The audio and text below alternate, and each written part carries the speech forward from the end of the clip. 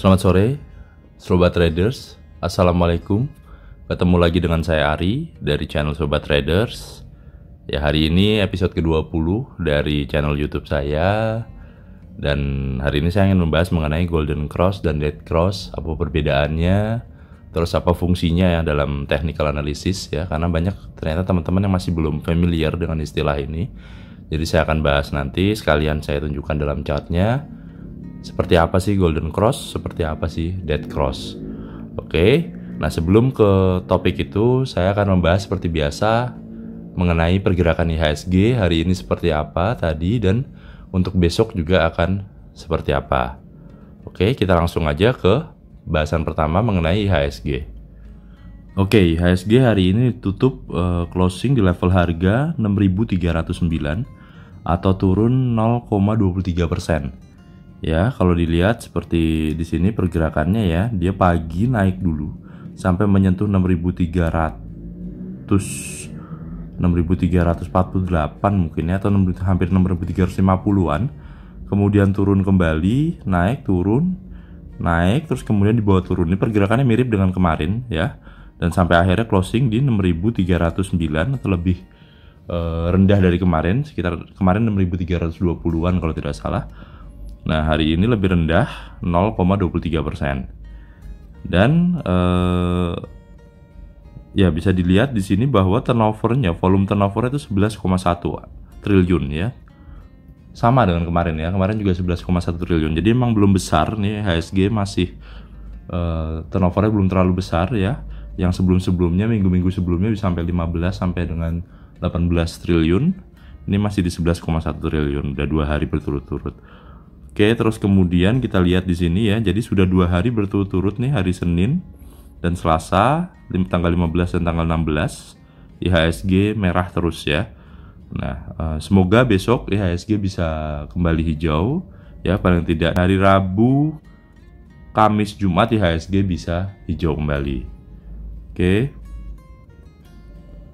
Untuk pergerakan asing kita lihat di sini, asing net sell ya, net sell sebanyak 257,2 miliar ya. Ini hampir 2 kali lipat dari kemarin ya. Kemarin 100-an sekian miliar ya. Jadi memang masih asing masih terus keluar ya, walaupun secara jumlah sebenarnya 257 miliar itu tidak besar sekali ya, cuman ternyata memang mempengaruhi IHSG yang akhirnya tidak bisa closing positif. Oke, kita langsung aja ke chart IHSG.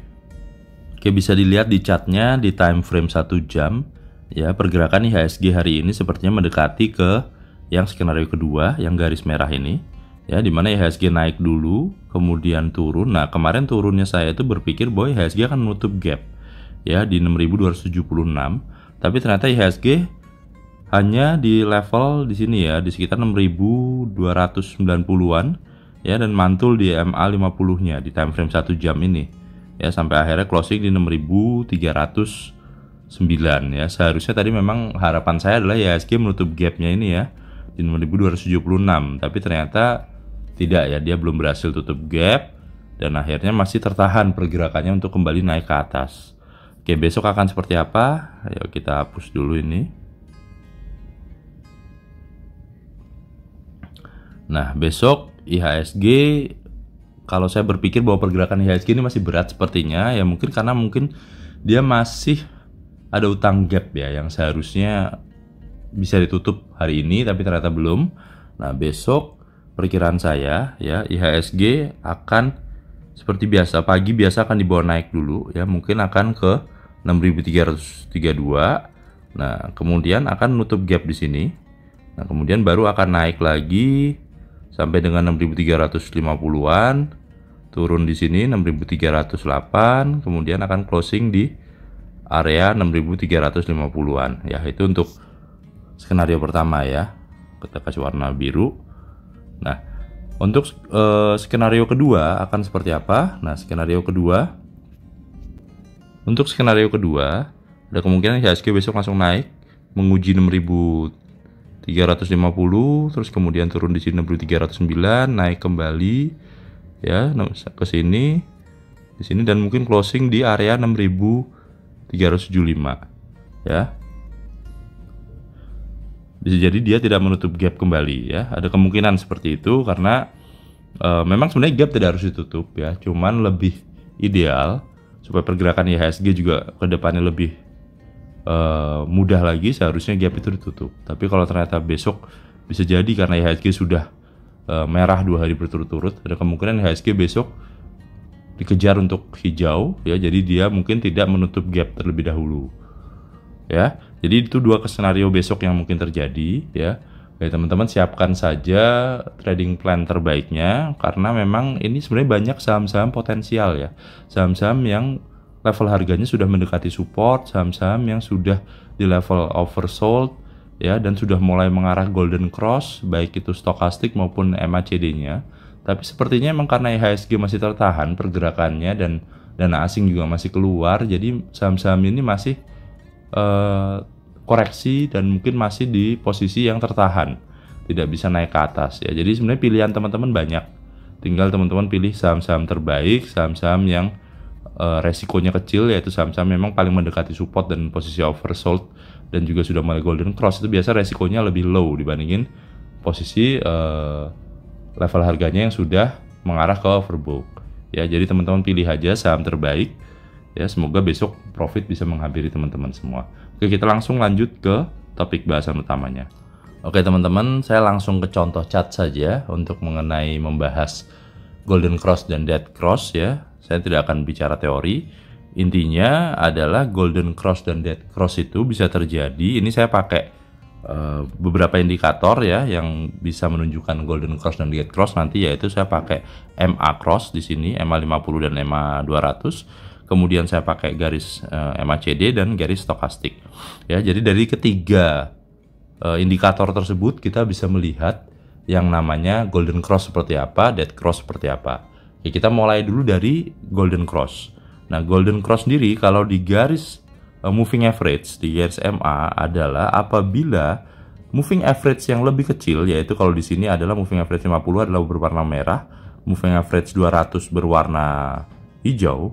Apabila moving average yang lebih kecil itu crossing ke atas ya, garis merah ini crossing ke atas dari garis hijau, maka itu disebut sebagai golden cross, di mana itu pertanda. Jadi golden cross itu untuk pertanda arah bullish, sedangkan dead cross itu untuk pertanda arah bearish.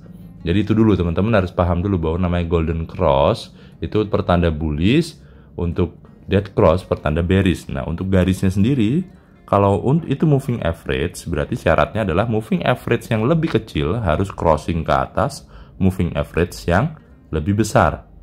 Kalau itu dead cross berarti sebaliknya, misalkan nanti ini crossing ke bawah ya, MA50 crossing ke bawah MA200, maka itu disebut dead cross. Bisa kita lihat di sini pada saat dia crossing atau golden cross, level harga GIA juga mulai naik cukup tinggi ya. Terus kemudian pada saat level harga GIA turun, dia mulai mengarah ke bawah walaupun tidak langsung dead cross ya, karena pergerakan moving average ini memang jaraknya agak jauh ini, 50 dan MA200. Mungkin kalau kita pakai MA5 dengan MA10 atau MA20 dengan MA40 misalkan, itu akan terlebih terlihat nanti dead crossnya. Cuman di sini adalah yang umum kita pakai biasanya adalah MA20, MA50 dan MA200. Kebetulan ini saya pakai cukup 2 saja, crossing MA50 dan MA200 ya. Terus bisa dilihat juga kalau di MACD, yaitu ada garis MACD line dan garis sinyal line ya. MACD line yang biru ya, yang biru. Di sini bisa dilihat dia pada saat garis birunya naik ke atas crossing garis merah, itu disebut golden cross.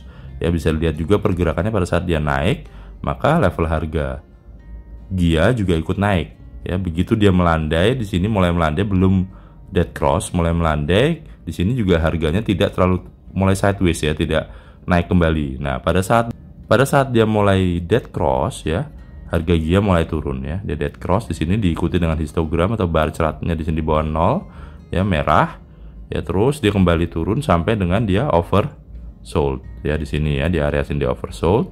Nah, kebetulan ada MA200 yang menjaga, yang biasanya itu bisa menjadi area pantulan untuk technical reboundnya, dan dia rebound kembali Di sini juga dia sudah mulai golden cross kembali ya.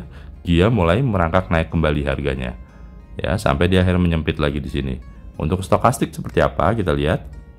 Di sini dia sudah sama ya. Di sini pada saat dia golden cross, di sini juga sama, garis biru naik ke atas, crossing garis merah.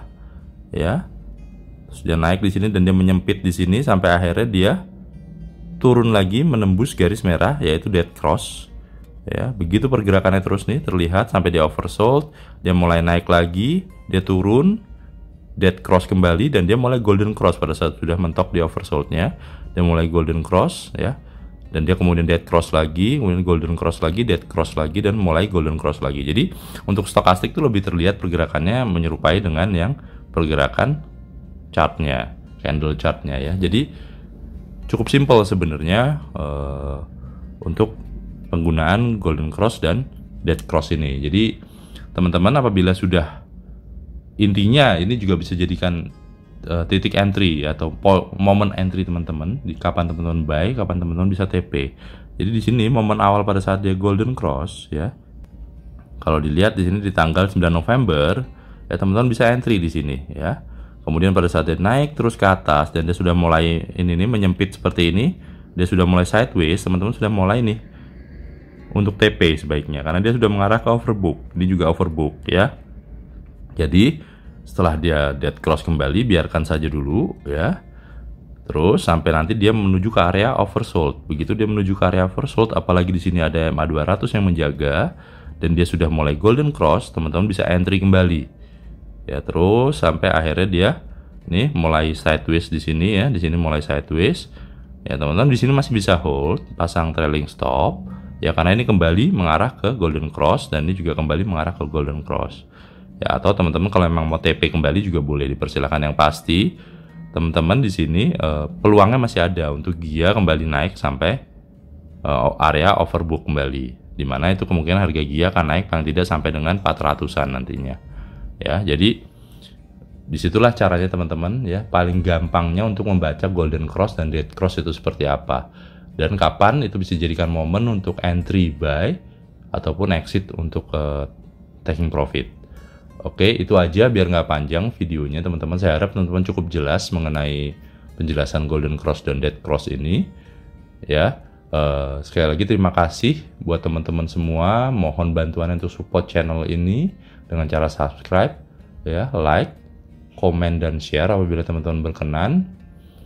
Dan sampai bertemu di video-video saya selanjutnya.